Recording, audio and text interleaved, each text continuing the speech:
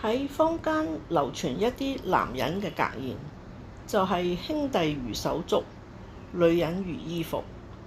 女人未到80歲，唔好俾飽飯佢食，同埋升官發財死老婆，聽到都令人毛骨悚然。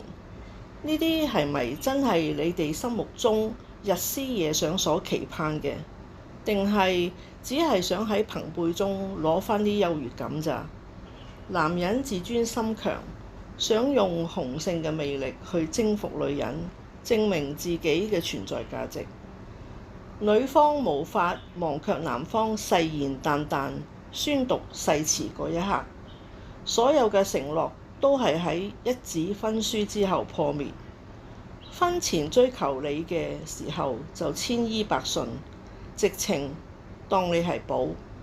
但當被冊封為老婆呢個稱號之後，即刻由萬千寵愛嘅貴妃跌落神壇，淪為被人嫌棄嘅黃面婆。男人生性風流，喜貪新忘舊，用情不專，尤其有咗經濟基礎，更加容易出軌。難怪女人都有一句金句，就係唔可以俾男人發達，一有錢就身痕，周圍撒撒滾。為咗權勢以及名利，拋棄糟糠係世人所不容。古代有包公審陳世美，咁現今仲有幾多個薄幸郎要用到包公嘅狗頭鍘伺候呢？喺茫茫人海中，兩性相遇並唔係偶然，而係有宿世姻緣所致。